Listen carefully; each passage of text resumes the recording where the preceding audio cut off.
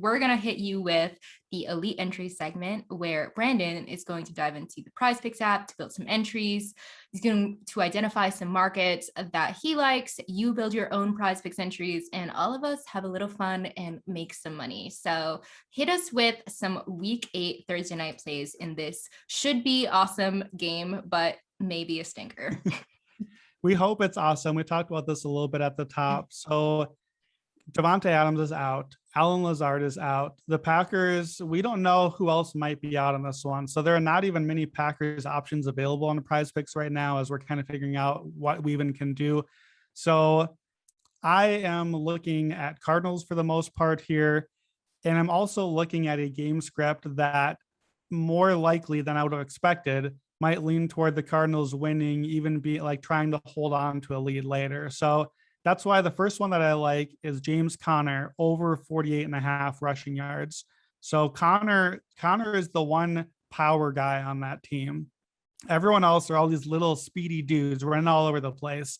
And then in the second half, once you're behind and once you're tired from chasing all these guys, then they bring in Conner and just smash you in the mouth with him. So this is all about game script. So this is me saying, I think that maybe the Cardinals win this game somewhat comfortably if Green Bay is missing a bunch of guys. In 2 games that Arizona has played that were 1-score games, Conner had 26 yards and 25 yards. In the other 5 games, when they won by more than that, 53, 43, 50, 70, and 64. So if they win by more, then he's over that yardage total in 4 of the 5. So that's the angle for him. I'm also going with Rondale Moore under 30.5 receiving yards. So I looked this up on DVOA at Football Outsiders. Green Bay's defense has not been good at most things. They're not good against running. That was another reason to like Conner, by the way. The run defense is really porous for Green Bay. They're not great against wide receiver 1 or wide receiver 2. They're especially bad against wide receiver 2. I couldn't figure out necessarily who is the wide receiver 2 in Arizona, though. Is it Kirk? Is it AJ Green? What's interesting is Green Bay is number 1 in the NFL against other receivers after those first 2 guys. Rondale Moore is an other receiver. So he had that big game in week 2 against the Vikings, 7 catches, 114 yards. He broke out. We talked about him. He's looking good. Since then, 1 yard, 28, 59, 16, and 17. So under in 4 of the 5 games since then, 3 receptions or less in all but that 1 game he went over. He's just still right now as a rookie, as the 4th guy, still kind of a gadget sort of player. And I don't know that they necessarily need to use a lot of gadgets in this game. So I'm going under on his receiving yardage. And then I am going to play 1 Packer here. And like we talked about, I have to play Randall Cobb just because I think the rest of the receivers, whoever Green Bay puts out there, is going to be wearing like, hi, my name is name tags from Rodgers. Cobb is his guy.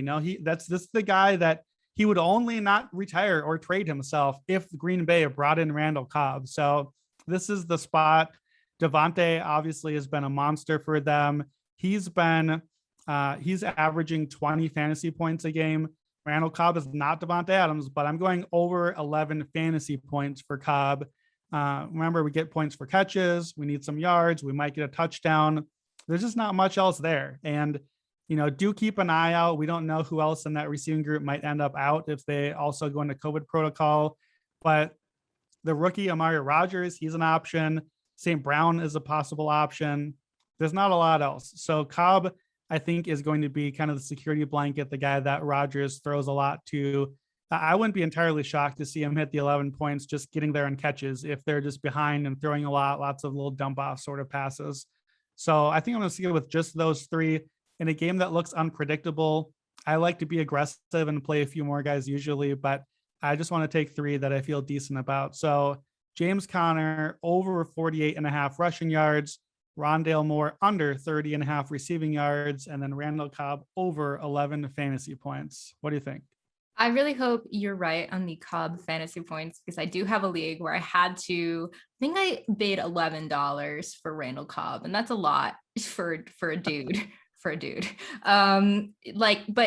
I do hope that he ends up kind of being the only guy left there. I mean, yeah, they have St. Brown and they could have Marquez Valdez-Scantling for this game. That's He was true. on injured reserve with the hamstring issue, but could be activated in time for this game. And obviously they would have incentive to activate him Yes, they would.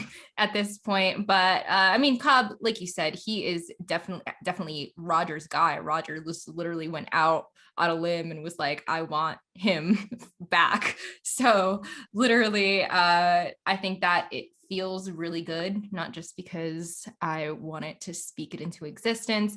Rondale Moore, like you said, that one really good game. And I stand by the fact that I think he's wildly talented, but it is a very crowded offense. I know they play a lot of 4 wide sets, but he just really seems like the number 4 guy. And there's just not enough to go around. Even like DeAndre Hopkins isn't getting a ton of targets. Now, yes, he's getting like a touchdown on every single target, which is ridiculous.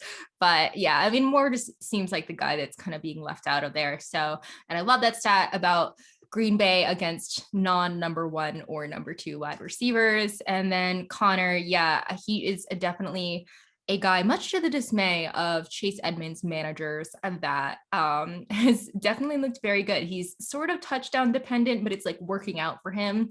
And he's just getting a lot of like the goal line work and everything. So I definitely like that one as well.